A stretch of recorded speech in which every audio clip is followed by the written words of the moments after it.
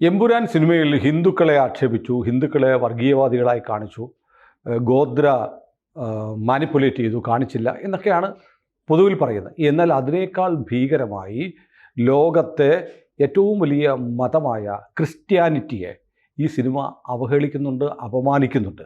ദൈവപുത്രൻ പാപം ചെയ്യുമ്പോൾ ദൈവം കറുത്ത മാലാഖയെ, ബ്ലാക്ക് ഏഞ്ചലിനെ, സാത്താനെ അയക്കുന്നു എന്നൊക്കെ പറയുന്ന തികച്ചും ക്രിസ്തീയ വിശ്വാസത്തിനെതിരായ കാര്യങ്ങൾ എമ്പുരാൻ സിനിമയിൽ കാണിക്കുന്നുണ്ട്. അതും മാത്രമല്ല, ഒരു ക്രൈസ്തവ ദേവാലയത്തിൻ്റെ മട്ടുപ്പാവിൽ ഏറ്റവും മുകളിലുള്ള കുരിശ് തകർന്ന് നിലത്തേക്ക് വീണിട്ട് അതിൻ്റെ തലകുത്തായി വീണിട്ട് അതിൻ്റെ 2 കഷ്ണങ്ങൾ എൽ എന്ന് മാത്രം കാണുന്ന ലൂസിഫറിൻ്റെ ഐക്കണായ എല്ല് മാത്രം കാണിക്കുന്നു. അതായത് കുരിശ് ലൂസിഫറിൻ്റെ ചിഹ്നമായി, സാത്താൻ്റെ ചിഹ്നമായി മാറുന്നു എന്ന് പറഞ്ഞാൽ ലോകത്തെ കോടാനുകോടി ക്രിസ്ത്യാനികൾ വിശുദ്ധമായി കാണുന്ന കുരിശിനെ പോലും അപമാനിച്ചിരിക്കുകയാണ് ഈ സിനിമ. ഇത് വളരെ കൃത്യമായി ഇതിൻ്റെ അകത്തെ ക്രിസ്ത്യാനികൾക്കെതിരായ, ക്രൈസ്തവീയ വിശ്വാസങ്ങൾക്കെതിരെ, ക്രിസ്തീയ വിശ്വാസങ്ങൾക്കെതിരായ അജണ്ടകളൊക്കെ തുറന്നു കാട്ടിക്കൊണ്ട് സോഷ്യൽ മീഡിയ ആക്ടിവിസ്റ്റ് കൂടിയായ ജിതിൻ ജേക്കബ് ഒരു FB പോസ്റ്റ് ഇട്ടിട്ടുണ്ട്. ആ പോസ്റ്റ് കണ്ടായിരുന്നു? ഞാനിത് ഓർഗനൈസറിലെ ലേഖനം വായിച്ചിരുന്നു, ഇംഗ്ലീഷ് ലേഖനം. ഓർഗനൈസർ ലേഖനത്തിലും ക്രൈസ്തവ വിശ്വാസത്തിനെതിരെ ഈ സിനിമ നടത്തുന്ന കടന്നാക്രമങ്ങളെ കുറിച്ച് പറഞ്ഞിട്ടുണ്ട്. ജിതിൻ ജേക്കബിന്റെ തന്നെ ലേഖനം ഓർഗനൈസറിലുണ്ട്, ഇംഗ്ലീഷ് ലേഖനം. ഈ ഹൈലി ഡെവലപ്ഡ് ആണ് ഈ ക്രിസ്ത്യാനികളുടെ തിയോളജി എന്ന് പറയുന്നത്. അവർക്കത് പഠിപ്പിക്കാനുള്ള സെമിനാറുകളുമൊക്കെ ആഗോളമായി തന്നെ എല്ലായിടത്തും ഉണ്ട്. യേശു എന്താണ് പറഞ്ഞത്, സാത്താൻ എന്ന് പറഞ്ഞാൽ എന്താണ്, കേരളത്തിൽ തന്നെ സാത്താൻ സേവയുമായിട്ട് ബന്ധപ്പെട്ടൊരു ബിഷപ്പിന് പുറത്താക്കിയ സഭയാണ് തോട്ടുങ്കൽ എന്ന് പറയുന്ന ബിഷപ്പിനെ. ജോൺ തോട്ടുങ്കൽ എന്ന് മറ്റുമായിരുന്നു ബിഷപ്പിന്റെ, ഒരു സ്ത്രീയുമായി ബന്ധപ്പെട്ട് സാത്താൻ സേവ, അങ്ങനത്തെ സംഭവം. ഈ സിനിമയിലെ ഈ ജിതിൻ ജേക്കബ് എഴുതിയത് മുഴുവൻ വായിച്ചു കഴിഞ്ഞാൽ സാത്താൻ സേവയെ പ്രോത്സാഹിപ്പിക്കുന്ന സംഭവമാണ്. ക്രിസ്തീയതയെ തിരിച്ച് സാത്താൻ സേവയിലേക്ക് മാറ്റിക്കളയുന്ന ഒരു തലതിരിഞ്ഞ, വക്രീകരിച്ച ആശയമാണ് ഈ സിനിമ മുന്നോട്ട് വെക്കുന്നതെന്ന് നമുക്ക് മനസ്സിലാക്കാം. അതിൻ്റെ ആദ്യ ഭാഗമായ ലൂസിഫർ എന്നുള്ള പേര് തന്നെ സാത്താൻ്റെ പേരാണ്. മോഹൻലാൽ എന്ന് പറഞ്ഞ സ്റ്റീഫൻ നെടുമ്പള്ളി എന്ന നായകൻ വരുന്ന കാറിൻ്റെ നമ്പർ 666 ആണ്. സാത്താൻ്റെ നമ്പറാണ് 666 എന്ന് പറയുന്നത്. അത് പക്ഷേ അതൊരു ലൂസിഫർ നല്ല രസമുള്ള സിനിമയായിരുന്നു. ലൂസിഫറിന് അങ്ങനെ കുഴപ്പങ്ങളില്ലായിരുന്നു. കേരളത്തിലെ രാഷ്ട്രീയമാണ്. അതൊരു രസകരമായി പറഞ്ഞ സിനിമയാണ്. പക്ഷേ ഇതിനകത്ത് ജിതിൻ ജേക്കബ് പറയുന്നുണ്ട്, ഇതിനകത്ത് ഒരു ഡ്രഗ് കാർട്ടലുമായി മോഹൻലാൽ ഒരു കൂടിക്കാഴ്ച നടന്നു. ആ മയക്കുമരുന്ന് മാഫിയ തലവൻ വിളിച്ചു പറയുന്നു, ഞാൻ പറയുന്ന സ്ഥലത്ത് മീറ്റിങ്ങിന് വരണം എന്ന് പറഞ്ഞ് അങ്ങോട്ട് ചെല്ലുകയാണ്. അത് ഇറാഖിലെ കരാഘോഷ് എന്ന് പറയുന്ന നഗരമാണ്. ജിതിൻ ജേക്കബ് എഴുതുകയാണ്, കരാഘോഷിൻ്റെ ചരിത്രം നമുക്ക് ഗൂഗിൾ ചെയ്താൽ കിട്ടും. കരാഘോഷ് ഇറാഖിൽ ക്രൈസ്തവർ ഒരുപാടുണ്ടായിരുന്ന സിറ്റിയായിരുന്നു, ഏക നഗരമായിരുന്നു. ആ നഗരത്തെ ആക്രമിച്ചു 100 കണക്കിന് ക്രിസ്ത്യാനികളെ IS ഭീകരർ കൂട്ടക്കൊല നടത്തി. അവിടുത്തെ പള്ളിയൊക്കെ ഉപേക്ഷിച്ച നിലയിലായി. പള്ളിയുടെ കെട്ടിടമുണ്ട്, സിനിമയ്ക്കകത്ത് കാണാം. വംശഹത്യ, ക്രിസ്ത്യാനികളെ മുഴുവൻ വംശഹത്യ നടത്തി. വംശഹത്യ IS ഭീകരർ നടത്തി. ക്രിസ്ത്യാനികളെ ഓടിപ്പോയി, ബാക്കി കൊല്ലപ്പെട്ടു. ആ കരാഘോഷിലേക്കാണ് ആരെ വിളിച്ചു വരുത്തുന്നത്? മോഹൻലാലിന്റെ വില്ലൻ വിളിച്ചു വരുത്തുന്നത്. കരാഘോഷിലേക്ക് അവിടെ ചെന്ന് മോഹൻലാൽ സന്ധി സംഭാഷണം. കരാഘോഷിലെ തകർന്നൊരു പള്ളി, കരാഘോഷിലെ തകർത്ത പള്ളി, തകർന്നതല്ല, IS ഭീകരർ തകർത്ത പള്ളിയുടെ അവശിഷ്ടത്തിലേക്ക് മോഹൻലാലിന്റെ ഖുറൈഷി അബ്രഹാം എന്ന് പറയുന്ന കഥാപാത്രം കയറി ചെല്ലുന്നു. അവിടെ വെച്ച് ഇസ്ലാമിക ലഷ്കറിൽ നിന്ന് പരിശീലനം കിട്ടിയ പൃഥ്വിരാജിന്റെ ക്യാരക്ടർ സയ്യദ് മസൂദ് മറ്റേ ലാഡറിലൊക്കെ ഇറങ്ങി വന്നിട്ട് ഈ വില്ലന്മാരെ കൊല്ലുന്നു. എന്നിട്ട് പള്ളിയാണ്, ക്രൈസ്തവ ദേവാലയം തകർക്കുന്നു. അതിന്റെ മുകളിൽ നിന്നാണ് കുരിശ് തകർന്ന് താഴെ വീണ് ചിതറിപ്പോയിട്ട് അതിന്റെ 2 കഷ്ണം മാത്രം എൽ മാത്രം വരുന്നു. ലൂസിഫർ. അതാണ് പറയുന്നത്, സാത്താൻ സേവയെ അനുകൂലിക്കുന്നു. എങ്ങനെ ക്രിസ്ത്യാനിറ്റി, ക്രൈസ്തവീയത തകർന്നിട്ട് ചെകുത്താന്റെ വാഴ്ച വരുന്നു. അതാണ് മറ്റേ ജിതിൻ ചോദിക്കുന്നുണ്ട്. ഇറാഖിലെ ഖരാഘോഷ് എന്തുകൊണ്ട് തിരഞ്ഞെടുത്തു? അതെ. ഈ അതായത് മുസ്ലിം തീവ്രവാദികൾ ക്രിസ്ത്യാനിറ്റിയെ തുടച്ചു നീക്കിയ ഒരു സ്ഥലം തന്നെ ഈ വാഴ്ചയ്ക്ക് വേണ്ടി ഈ സീൻ എന്തുകൊണ്ട് കരാഘോഷത്തിൽ ഇവര് റിസർച്ച് ചെയ്തിട്ട് എവിടെയാണ് മുസ്ലിങ്ങൾ ക്രിസ്ത്യാനികളെ കൂട്ടുന്ന സ്ഥലം എവിടെയും നോക്കി, തകർത്ത പള്ളികൾ തകർത്ത സ്ഥലം എവിടെയും നോക്കി, എന്നിട്ടാണ് ഇറാഖിലെ കരാഘോഷ് ചിത്രീകരിക്കുന്നത്. അത് വലിയ ബുദ്ധിപൂർവ്വം ചെയ്തതാണ്. ഇസ്ലാമിക ബുദ്ധിയാണ്, ഇസ്ലാമിസ്റ്റ് ഫണ്ടമെന്റൽ ഇസ്ലാമിസ്റ്റിന്റെ ബുദ്ധിയോട് കൂടിയാണ് കരാഘോഷ് ഇതിനകത്ത് ചെയ്തിരിക്കുന്നത്. അവിടുത്തെ പള്ളിയിലേക്ക് ഈ ലൂസിഫർ സന്ധിയോഗം വിളിക്കുകയാണ്. ലൂസിഫർ ആണല്ലോ അയാള്, ലൂസിഫറായ മോഹൻലാൽ. നമ്മൾ അബ്രഹാം ഒന്നും വേണ്ട, അയാള് ലൂസിഫർ ആണല്ലോ. ലൂസിഫർ സന്ധിയോഗം വിളിക്കുകയാണ്. ലൂസിഫർ അല്ല, ലൂസിഫറിനെ അങ്ങോട്ട് വിളിക്കുകയാണ്. കാർട്ടലിന്റെ ബോസ് വിളിക്കുകയാണ്, നീ എന്റെ താവളത്തിലേക്ക് വരണം. അതെ. എന്നിട്ട് എന്തുകൊണ്ട് ഇസ്ലാമിക തീവ്രവാദം തകർത്ത പള്ളി തന്നെ തിരഞ്ഞെടുത്തു എന്ന് ജിതിൻ ചോദിക്കുന്നു. പള്ളിക്കകത്ത് ലൂസിഫറിനെ സഹായിക്കാൻ വരുന്നതാണ് സയ്യിദ് മസൂദ്. അതെ, അതായത് ക്രൈസ്തവ ദേവാലയം, അവശേഷിക്കുന്ന ദേവാലയം കുരിശും പോലെ തകർക്കാൻ ലൂസിഫറിന് സഹായിയായിട്ട് ഇസ്ലാമിക ഭീകരൻ വരുന്നു.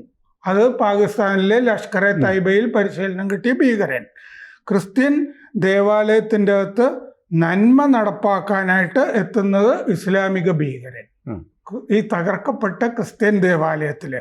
ആ സമയത്താണ് ഈ കുരിശ് വീഴുന്നതും ഒക്കെ ആയിട്ട് കാണിക്കുന്നത്. എന്ന് പറഞ്ഞാൽ ക്രിസ്ത്യാനിറ്റിയെ തകർത്തിട്ട് ഇസ്ലാമിക ജിഹാദ് നടപ്പാകുന്നു. അതെ, അതാണ് അതിന്റെ മെസ്സേജ്. കേരളത്തിലെ ക്രൈസ്തവരായ ആളുകൾക്ക് ഇത് മനസ്സിലായില്ലേ? അതെനിക്കും അതാ പിടികിട്ടാത്തത്. വേറെ ഏതെങ്കിലും ഒരു സിനിമയ്ക്കകത്ത് ഒരു പള്ളി തകർക്കുന്നു, അതിന്റെ മുകളിൽ നിന്ന് കുരിശ് തകർന്നു വന്നിട്ട് ലൂസിഫർ ചെകുത്താന്റെ അടയാളമായിട്ട് മാറുന്നു പറഞ്ഞാൽ, പണ്ടൊക്കെ ആണെങ്കിൽ ഇപ്പൊ ക്രൈസ്തവ സഭകളിലൊന്നും ആൺകുട്ടികളില്ല എന്ന് തോന്നുന്നു. ഇതും ചോദിക്കുന്നുണ്ട്, ഈ ലൈസൻസ് ഇസ്ലാമിനെതിരെ എടുത്താലോ? അതിന് പൃഥ്വിരാജനും മറ്റേ ഗോപിക്കും ധൈര്യമുണ്ടോ? ഖുറാൻ, അള്ളാഹു, പ്രവാചകൻ എന്നിവരെ പറ്റി ഇങ്ങനെയൊക്കെ നിങ്ങൾ ചിത്രീകരിക്കുമോ? അങ്ങനെ ചിത്രീകരിച്ചിരുന്നെങ്കിൽ ലോകം കത്തുമായിരുന്നു. എന്തുകൊണ്ട് ഇവിടുത്തെ ക്രിസ്ത്യാനികൾ മിണ്ടുന്നില്ല? ഇവിടുത്തെ ക്രിസ്ത്യാനിക്ക് ഇതൊന്നും അറിയില്ല, ക്രിസ്ത്യാനിക്ക് ധൈര്യമില്ല. ഇന്ന് ചെറുതായിട്ട് കുന്തിരിക്കം വാങ്ങി വെച്ചോ ഇത് കേട്ടപ്പോഴേ കേരളത്തിലെ ക്രിസ്ത്യാനിയുടെ ഗ്യാസ് പോയി. അപ്പോൾ ഇതിൽ ഏറ്റവും കുഴപ്പം പിടിച്ചത് ഒരു പ്രധാനപ്പെട്ട രംഗമാണ് ഇപ്പം നമ്മൾ ഖാരാഘോഷിലെ പറഞ്ഞത്. ഇതിൻ്റെ അകത്തൊരു ഭീകര സംഭാഷണം ജിതിൻ ഇപ്പം ഉദ്ധരിക്കുന്നുണ്ട്. എമ്പുരാനിലെ സംഭാഷണം. ദൈവപുത്രൻ പാപം ചെയ്യുമ്പോൾ കർത്താവ് കറുത്ത മാലാഖയെ അയക്കുന്നു. രണ്ട് ഭാഗമാണ് ആ സംഭാഷണത്തിനുള്ളത്.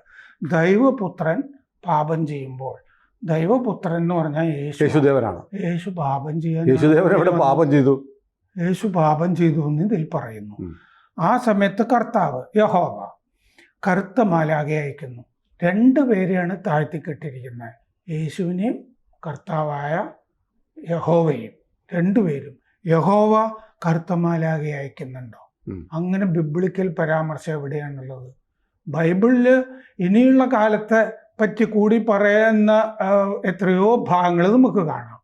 അതിൻ്റെ അകത്ത് റെവലേഷൻസ് എന്ന് പറഞ്ഞ ഭാഗമൊക്കെ ബൈബിളിലുണ്ടല്ലോ. എന്നെ തിരുവനന്തപുരത്തു നിന്ന് ഒരു ക്രൈസ്തവനായ അഭിഭാഷകൻ വിളിച്ചു. അദ്ദേഹം വിളിച്ചിട്ട് പറഞ്ഞു, നിങ്ങൾ ഈ ഹിന്ദുക്കളുടെ വികാരം പറയുന്നുണ്ടല്ലോ, പക്ഷേ ഹിന്ദുക്കൾക്കല്ല ഈ സിനിമ കൊണ്ട് മുറിവേറ്റിരിക്കുന്നത്, ഞങ്ങളുടെ വിശ്വാസമാണ്. ഞാൻ ചോദിച്ചു, നിങ്ങളിങ്ങനെ എന്നെ വിളിച്ച് പറഞ്ഞിട്ട് എന്തായാലും നിങ്ങളൊരു ഫേസ്ബുക്ക് പോസ്റ്റെങ്കിലും ഇട്. ഉടനെ പുള്ളി എന്ന് പറഞ്ഞു, ഞങ്ങൾ ഫേസ്ബുക്ക് പോസ്റ്റ് ഇട്ടിട്ട് ഇവിടെ ഒന്നും നടക്കാനില്ല, ക്രിസ്ത്യാനിക്ക് ഇതൊന്നും നോക്കാൻ നേരമില്ല, ഞങ്ങൾ കീഴടങ്ങിക്കഴിഞ്ഞ ഒരു സമുദായമാണ് കേരളത്തിലെ ക്രൈസ്തവർ.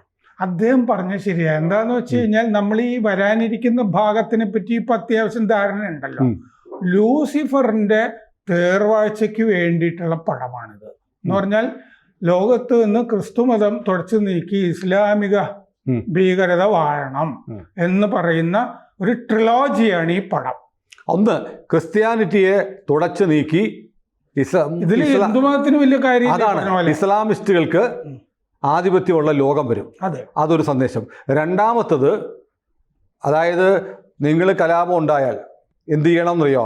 ഞങ്ങൾ കൊല്ലാൻ വരും എന്ന് ഹിന്ദുക്കൾക്കുള്ളൊരു മുന്നറിയിപ്പ്. അതുകൊണ്ട് കാരണം യൂറോപ്പിൽ നിന്ന് ക്രിസ്തുമതത്തിനെ തുടച്ചു നീക്കി പള്ളികളെല്ലാം അത്യാവശ്യം തകർന്നു പോവുകയാണല്ലോ പലയിടത്തും.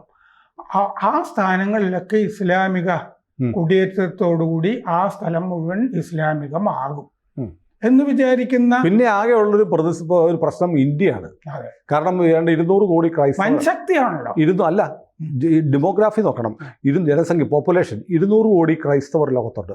150 കോടിയുണ്ട് ക്രിസ്ത്യാനികൾ, 150 ക്രിസ്ത്യൻ രാജ്യങ്ങളുണ്ട്, 57 ഇസ്ലാമിക രാജ്യങ്ങളുണ്ട്. പക്ഷേ ഒറ്റ ഹിന്ദു രാജ്യമേ ഉള്ളൂ, ഹിന്ദു ഭൂരിപക്ഷമുള്ള രാജ്യം. ഇവിടെ 100 കോടി ഹിന്ദുക്കളുണ്ട്. ഒറ്റ രാജ്യത്ത് 150 രാജ്യങ്ങളിൽ 200 കോടി ക്രിസ്ത്യാനികൾ, 57 രാജ്യങ്ങളിലായിട്ട് 150 കോടി മുസ്ലിമുകൾ, ഒറ്റ രാജ്യത്തിലായിട്ട് 100 കോടി ഹിന്ദുക്കളുണ്ട്. അതാണ് ഏറ്റവും വലിയ പ്രശ്നം. കാരണം അവരെയാണ് നശിപ്പിക്കേണ്ടത്. അതിന് ഇന്ത്യ നശിപ്പിക്കണം. പിന്നെ ഈ പറഞ്ഞ പോലെ ഇവിടുത്തെ ക്രിസ്ത്യാനികൾ മുഴുവൻ മതം മാറി ഇസ്ലാമും ആകണം. നിനക്ക് പ്രതികാരം ചെയ്യേണ്ടതെന്ന് ചോദിക്കുന്നുണ്ട്. ആരോടാണ് പ്രതികാരം ചെയ്യേണ്ടത്? നിന്റെ ബന്ധുക്കളെയൊക്കെ കൊന്ന ഹിന്ദുവിനോട്. ഹിന്ദു നമ്മൾ ഒന്നിച്ചാണെന്നാണ് ലൂസിഫർ പറയുന്നത്. അതെ, അത് മാത്രമല്ല സാർ, നിനക്ക് പ്രതികാരം ചെയ്യണ്ടേ ആരോട്? നിന്റെ ആൾക്കാരെ കൊന്ന ഹിന്ദുക്കളോട്. ആ ഹിന്ദുക്കൾ എന്തുകൊണ്ട് അങ്ങനെ ചെയ്യേണ്ടി വന്നു? അവരുടെ സഹോദരങ്ങളെ, അവരുടെ സ്ത്രീകളെ, അവരുടെ കുഞ്ഞുങ്ങളെ ചുട്ടുകരിച്ചതുകൊണ്ട്. അപ്പൊ അതിലൂടെ പറയുന്നത് ഞങ്ങൾ നിന്റെ കുഞ്ഞുങ്ങളെ, നിന്റെ പെണ്ണുങ്ങളെ നിന്നെ ചുട്ടുകരിക്കും. അതിൻ്റെ പേരിലെങ്ങാനും നീ എന്തെങ്കിലും പ്രതികാരം ചെയ്യാൻ ഇറങ്ങിയാൽ ഞങ്ങൾ ചെകുത്താനെ കൂട്ടുപിടിച്ച്, ലഷ്കറിനെ കൂട്ടുപിടിച്ച്, പാകിസ്ഥാനെ കൂട്ടുപിടിച്ച്, ആഗോള ഇസ്ലാമിക ശക്തികളെ കൂട്ടുപിടിച്ച് നിന്റെ കുലം മുടിക്കും. ഇതിൽ പറയാതിരുന്ന വാചകം എന്താ അറിയാമോ? 1921 മലബാറിൽ ചെയ്തതുപോലെ, 1946 കൊൽക്കത്തയിൽ ചെയ്തതുപോലെ, ഗാന്ധി വധത്തിന് ശേഷം മഹാരാഷ്ട്രയിൽ ചെയ്തതുപോലെ ഇന്ത്യയിൽ ഒരുപാട് വംശഹത്യകൾ നടന്നിട്ടുണ്ട്. അല്ല, ഞങ്ങൾ ചെയ്യും. നിന്നെ ഞങ്ങൾ എന്തെങ്കിലും ചെയ്യാൻ നീ തിരിച്ചടിക്കാൻ ആലോചിക്കരുത്. നീ അനുഭവിച്ചു കൊള്ളണം. നിനക്ക് പ്രതികരിക്കാൻ, തിരിച്ചടിക്കാൻ ആലോചിക്കുക പോലും ചെയ്ത് ആലോചിച്ചാൽ അതിഭീകരമായി ഞങ്ങൾ ആഗോള ശക്തികളെയും കൂട്ടുപിടിച്ച് നിന്നെ തീർക്കും. ഹിന്ദു അടിമയായി കഴിയണം എന്നാണ് പറയുന്നത്. അപ്പൊ ജിതിൻ ചോദിക്കുന്നുണ്ട്, യേശു മറ്റുള്ളവരുടെ പാപങ്ങള് ഉള്ളിലേക്ക് വഹിച്ചിട്ട് ലോകത്തിനെ പാപമുക്തമാക്കാൻ വേണ്ടി വന്നിട്ടുള്ള ദൈവപുത്രനാണ്. അദ്ദേഹം എന്തു പാപം ചെയ്തു എന്നാണ് മുരളി ഗോപി പറയുന്നത്. അതെ, ദൈവം അയച്ച കറുത്ത മാലാഖ ഏതാണ്? ഈ ആശയം ഏത് ക്രൈസ്തവ പുസ്തകത്തിലാണുള്ളത്? ഇത് സാങ്കല്പികമാണെങ്കിൽ മുരളി ഗോപിയുടെ അത് ഭീകരമാണ്. ക്രിസ്തുവിന് മേൽ സംശയം ഉയർത്തിയിരിക്കുകയാണ്. യഹോവയെയും സംശയ നിഴലിൽ നിർത്തിയിരിക്കുന്നു. ലൂസിഫർ, സാത്താൻ തുടങ്ങിയ തിന്മകളെ ഈ നന്മകളുടെയൊക്കെ, യേശുവിൻ്റെയൊക്കെ, കർത്താവിൻ്റെയും ഒക്കെ മുകളിൽ കൊണ്ടുവന്ന് ക്രിസ്തു മതത്തിൻ്റെ സത്തയെ അട്ടിമറിക്കുന്നു. തകർന്ന പള്ളിക്ക് മുന്നിലാണ് ഈ ഡയലോഗ്. ഏത് ഡയലോഗ്? ദൈവപുത്രൻ പാപം ചെയ്യുമ്പോൾ കർത്താവ് കറുത്ത മാലാഖയെ അയക്കുന്നു. അത് ആ തകർന്ന പള്ളിയുടെ മുമ്പിലാണ് ഈ പറയുന്നത്. അപ്പോൾ ക്രിസ്തുമതം തകർന്നു കഴിഞ്ഞല്ലോ. അവിടെ നിന്നാണ് യേശുവിന് ഇനി കാര്യമൊന്നുമില്ല എന്ന് പറയുന്നത്. ലൂസിഫർ പറയുന്നത് കർത്താവ് ലൂസിഫറിനെ ഉയർപ്പിച്ചു എന്നാണ്. ദൈവപുത്രന്റെ പാപം കാരണമാണ് അങ്ങനെ ഉയർപ്പിച്ചതെന്ന് ലൂസിഫർ പറയുന്നുണ്ട്. യേശുവിന്റെ പാപം. യേശുദേവൻ 3-ാം നാൾ ഉയർത്തയാളാണ്. ക്രിസ്തുമതത്തിന്റെ ആധാരത്തിനെ തന്നെ ഈ പറഞ്ഞത് കാരണം, ആ ഉയർപ്പ് കൊണ്ടാണല്ലോ ക്രിസ്തുമതം ഉണ്ടാകുന്നതാണ്. ആ ആധാരത്തിനെ തന്നെ തകർത്ത് കളയാണ്. ഉയർത്തത് യേശുദേവനാണ്, അല്ലാതെ ലൂസിഫർ അല്ല. ഈ യേശു 3-ാം നാൾ ഉയർത്തു. ഇവിടെ യേശു സാത്താനെ ഉയർപ്പിക്കുന്നു എന്നാണ് പറയുന്നത്. എങ്കിൽ കർത്താവിൻ്റെ സർവ്വവ്യാപിത്വത്തിന് എന്തു പറ്റി? അല്ലേ? കർത്താവ് സർവ്വവ്യാപിയാണെന്ന് പറയുന്നത്. ഇതിൽ സാത്താനാണ് സർവ്വവ്യാപി. ലൂസിഫർ ദൈവപുത്രനെ സംഹരിക്കാൻ ഉയർത്തെങ്കിൽ ദൈവം വെറും ഉണ്ണാക്കനാണെന്ന് വരുന്നില്ലേ എന്ന് ചോദിക്കുന്നുണ്ട്. ഇതിനാണ് വന്നതെങ്കിൽ ഈ ലൈസൻസ് ഇസ്ലാമിനെതിരെ മുരളി ഗോപിയും പൃഥ്വിരാജും ഉപയോഗിക്കുമോ എന്ന് ചോദിക്കുന്നുണ്ട്. അപ്പോൾ പള്ളിക്കകത്ത് ലൂസിഫറിനെ സഹായിക്കുന്നത് ഈ പറഞ്ഞ ഖരാഘോഷ് ഒക്കെ ഇങ്ങനെയുമാണ്. അപ്പോൾ ശരിക്കും ഈ ജിതിൻ ജേക്കബ് പറയുന്നതാണ് ശരി. ഈ ട്രിലോജി, ത്രയം എന്നല്ലേ പറയുന്നത്, ട്രിലോജി, ഈ സിനിമ 3 കൂടി എടുത്തു കഴിഞ്ഞാൽ ഇത് ക്രിസ്തുമതത്തിന് വിരുദ്ധമായ അതിഭീകരമായ ഒരു സിനിമയാണ്. അത് ക്രൈസ്തവർ മനസ്സിലാക്കിയിട്ടില്ല. ഏതൊരു ക്രൈസ്തവ സഭയുമായി ബന്ധപ്പെട്ട ആരോ ഒരാൾ പ്രതികരിച്ചിട്ടുണ്ട്. ഇന്ന് KCBCയുടെ വക്താവ് തോമസ് തറയിൽ ഒരു ചാനൽ പോയി അങ്ങോട്ട് ചോദിച്ചപ്പോഴാണ്, അല്ലാതെ അവർക്ക് ധൈര്യമില്ല. അങ്ങോട്ട് ചെന്ന് ചോദിച്ചപ്പോൾ ഇങ്ങനെ ക്രിസ്തുവിനെ യഹോവയെയും അപമാനിക്കുന്നത് ശരിയല്ല, പലരും അപമാനിക്കുന്നുണ്ട് എന്ന് പറഞ്ഞു.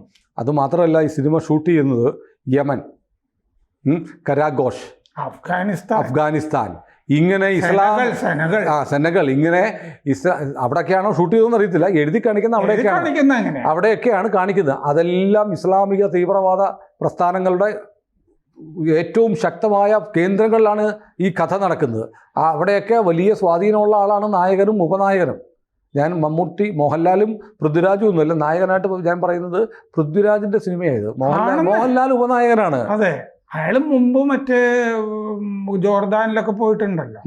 അത് മാത്രമല്ല, ഞാൻ ഓർക്കുന്നത് മുമ്പൊരിക്കൽ ഒരു അഭിമുഖത്തിൽ പൃഥ്വിരാജ് പറഞ്ഞതായി ഞാൻ വായിച്ചിട്ടുണ്ട്. അദ്ദേഹത്തിന് ബിസിനസ് താല്പര്യങ്ങളൊക്കെ ഉള്ള സ്ഥലം ഖത്തറാണ്. അദ്ദേഹത്തിന് ഏറ്റവും ഇഷ്ടമുള്ള സ്ഥലം, എൻ്റെ ഓർമ്മയിൽ നിന്ന് പറയുകയാണ്, വായിച്ചതോ കണ്ടതോ ആയ ഓർമ്മയിൽ നിന്ന്, ചിലപ്പോൾ ചെറിയ വേരിയേഷൻസ് ഉണ്ടാവാം. പിന്നെ അദ്ദേഹത്തിന് ഏറ്റവും ഇഷ്ടമുള്ള ഡെസ്റ്റിനേഷൻ തുർക്കിയാണ്, ഇസ്താംബൂൾ. ഖത്തർ, തുർക്കി, ഇസ്താംബൂൾ, ഇങ്ങനെ ഒരു വര കൂട്ടി വെച്ച് വരയ്ക്കണം. എർദോഗാന്റെ ഇസ്താംബൂൾ, എർദോഗാന്റെ തുർക്കി, ഹമാസിന്റെ നേതാക്കന്മാരെല്ലാം സുഭിക്ഷതയിൽ കഴിഞ്ഞുകൊണ്ടിരുന്ന ഖത്തർ. ഞാനൊരു കുറിപ്പ് എഴുതിയിട്ട് അവസാനിപ്പിച്ച ഇങ്ങനെയാണ്: തുർക്കിയിലെ എർദോഗന് മുമ്പ് ഈ വാര്യന്മാൻ ഖലീഫയാകുമോ എന്ന് ചോദിച്ചിരുന്നു. ഏതാണ്ട് ശരിയായി വരുന്നത് പോലെയാണ്. ഇപ്പോ മറ്റേ രാജസ്ഥാനിലെ മരുഭൂമിയിലാണ് ആടുജീവിതം ഷൂട്ട് ചെയ്യാനിരുന്നത് എന്ന് മറ്റേ ബ്ലസ്സി പറഞ്ഞ അഭിമുഖങ്ങളിലൊക്കെ വായിച്ചിട്ടുണ്ട്. ഇതെങ്ങനെ ജോർദാനിൽ പോയി? എന്തോ ഒരു ആഗോള ഇസ്ലാമിക അജണ്ട ഇതിൻ്റെ അകത്തും. അതുകൊണ്ടാണ് ഗണേഷ് പറഞ്ഞത് ജോർദാനിൽ വെച്ച് ആരെയൊക്കെ കണ്ടു, IS-ന്റെ ആളുകളെ കണ്ടിട്ടുണ്ടോ എന്ന് യുവമോർച്ച ജനറൽ സെക്രട്ടറി ചോദിച്ചത്. അതാണ് ചോദിച്ചത്. രാജസ്ഥാനിൽ താർ മരുഭൂമി ഒന്നാംതരം മരുഭൂമിയാണ്. ലോകത്തിലെ ഏത് മരുഭൂമിയുടെയും സ്വഭാവങ്ങളുള്ള മരുഭൂമിയാണ്. അതെ, അപ്പൊ വേറെ ആരോ അവിടെയൊക്കെ സഹായിച്ചോളാം എന്ന് വാക്ക് കൊടുത്തു. അതുകൊണ്ടാണ് ഏതായാലും ഈ സിനിമയുടെ പ്രവർത്തകർ പക്ഷേ രാജസ്ഥാൻ മരുഭൂമിയിലേക്ക് മണലിറക്കാനാണ് ശ്രമിച്ചത്. അതാണ് ശ്രമിച്ചിരിക്കുന്നത്. അതുകൊണ്ട് ഇതിന് മുമ്പൊന്ന് ശ്രമിച്ചതാണ് ചീറ്റിപ്പോയി. അതാണ് തീർപ്പ് എന്ന് പറയുന്ന സിനിമ അല്ലേ. അയോധ്യ ആണ് അതിലെ വിഷയം. അത് 400 കൊല്ലം പഴക്കമുള്ളൊരു സ്വത്ത്, മുസ്ലിമിന്റെ സ്വത്ത്, അബ്ദുള്ള മരക്കാറിന്റെ സ്വത്ത് ഹിന്ദുക്കൾ തട്ടിയെടുക്കുന്നതാണ് വിഷയം. നേരത്തെ ഒന്ന് ഇറക്കാൻ നോക്കിയതാണ്, ചീറ്റി. ഏതായാലും ഈ ക്രൈസ്തവ വിരുദ്ധമായ ഒരു സിനിമ, ഇത്രയും ഭീകരമായി ചിത്രീകരിക്കപ്പെട്ട ഒരു സിനിമയെക്കുറിച്ച് ആരും മിണ്ടുന്നില്ല. ക്രൈസ്തവർ മിണ്ടുന്നില്ല. അവരറിഞ്ഞിട്ടില്ല. അതറിഞ്ഞിട്ടില്ല. അല്ലെങ്കിൽ ഇതിൻ്റെ ഉള്ളിൽ ഇതാണ് കള്ളക്കടത്ത് നടത്തിയിരിക്കുന്നതെന്ന് കണ്ടവർക്കും മനസ്സിലാവും. നമ്മുടെ കാസ എന്തെങ്കിലും പറഞ്ഞു കേട്ടോ?